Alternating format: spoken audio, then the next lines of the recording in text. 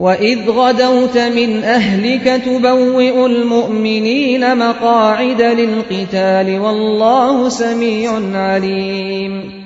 اے پیغمبر، مسلمانوں کے سامنے اس موقع کا ذکر کرو جب تم صبح سویرے اپنے گھر سے نکلے تھے اور احد کے میدان میں مسلمانوں کو جنگ کے لیے جا بجا مامور کر رہے تھے۔ اللہ ساری باتیں سنتا ہے اور وہ نہایت باخبر ہے۔ اذ همت طائفتان منكم ان تفشلا والله وليهما وعلى الله فليتوكل المؤمنون۔ یاد کرو جب تم میں سے دو گروہ بزدلی دکھانے پر آمادہ ہو گئے تھے، حالانکہ اللہ ان کی مدد پر موجود تھا اور مومنوں کو اللہ ہی پر بھروسہ رکھنا چاہیے۔ وَلَقَدْ نَصَرَكُمُ اللَّهُ بِبَدْرٍ وَأَنْتُمْ أَذِلَّةٌ فَاتَّقُوا اللَّهَ لَعَلَّكُمْ تَشْكُرُونَ۔ آخر اس سے پہلے جنگ بدر میں اللہ تمہاری مدد کر چکا تھا، حالانکہ اس وقت تم بہت کمزور تھے، لہذا تم کو چاہیے کہ اللہ کی ناشکری سے بچو۔ امید ہے کہ اب تم شکر گزار بنو گے۔ اذ تقول للمؤمنین ألن يكفيكم أن يمدكم ربكم بثلاثة آلاف من الملائكة منزلین۔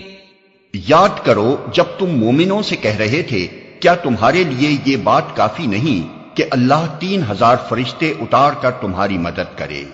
بلى ان تصبروا وتتقوا ويأتوكم من فورهم هذا يمددكم ربكم ب5000 من الملائكة مسومين۔ بے شک اگر تم صبر کرو اور خدا سے ڈرتے ہوئے کام کرو تو جس آن دشمن تمہارے اوپر چڑھ کر آئیں گے اسی آن تمہارا رب 3000 نہیں 5000 صاحب نشان فرشتوں سے تمہاری مدد کرے گا۔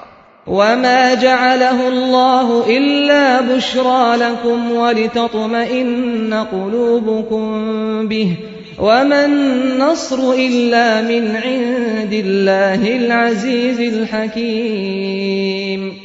یہ بات اللہ نے تمہیں اس لیے بتا دی ہے کہ تم خوش ہو جاؤ اور تمہارے دل مطمئن ہو جائیں۔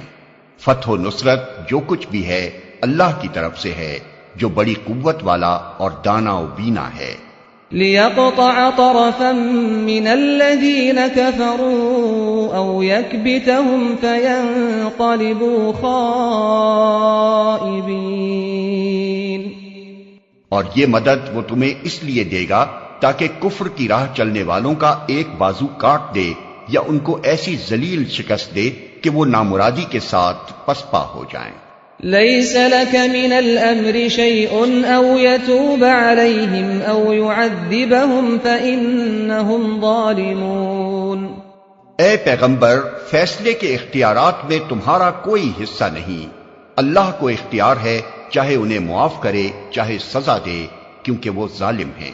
وَلِلَّهِ مَا فِي السَّمَاوَاتِ وَمَا فِي الْأَرْضِ يَغْفِرُ لِمَن يَشَاءُ وَيُعَذِّبُ مَن يَشَاءُ وَاللَّهُ غَفُورٌ رَّحِيمٌ۔